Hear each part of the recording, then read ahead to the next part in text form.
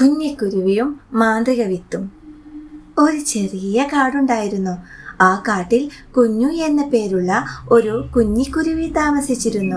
കുഞ്ഞുവിന് ഒരു വലിയ സ്വപ്നമുണ്ടായിരുന്നു.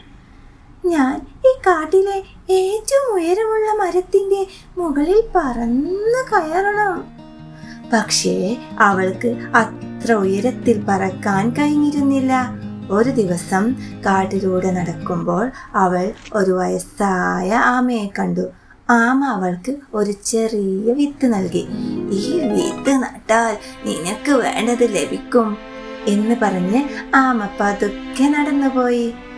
കുഞ്ഞു സന്തോഷത്തോടെ വിത്ത് നട്ടു. അടുത്ത ദിവസം ഒന്നും സംഭവിച്ചില്ല. രണ്ടാം ദിവസം ഒന്നും സംഭവിച്ചില്ല. മൂന്നാം ദിവസം ഇപ്പോഴും ഒന്നുമില്ല. കുഞ്ഞു നിരാശയായി. ആമ എന്നെ ചതിച്ചോ? അവൾ ചിന്തിച്ചു. എന്നാലും അവൾ ദിവസവും വെള്ളമൊഴിച്ചു. ഒരാഴ്ച കഴിഞ്ഞപ്പോൾ മണ്ണ് പൊട്ടി ഒരു ചെറിയ തൈ പുറത്തു വന്നു. കുഞ്ഞുവിന് സന്തോഷമായി. പക്ഷേ അതേസമയം ഒരു വലിയ കാറ്റ് വീശി. തൈ ഒടിഞ്ഞു പോകുമോ? കുഞ്ഞു ഭയന്നു. അവൾ സ്വന്തം ചിറകുകൾ വിരിച്ച് തൈയെ കാറ്റിൽ നിന്ന് രക്ഷിച്ചു.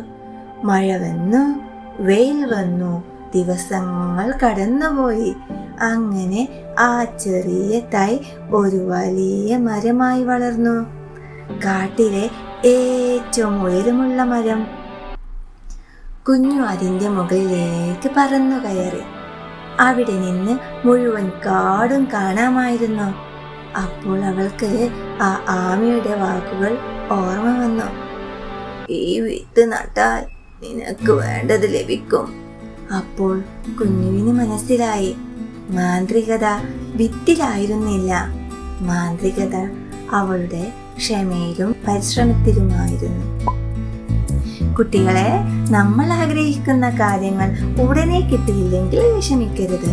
വിത്ത് വളരാൻ സമയം വേണ്ടതുപോലെ സ്വപ്നങ്ങൾ പൂവണിയാനും സമയം വേണം.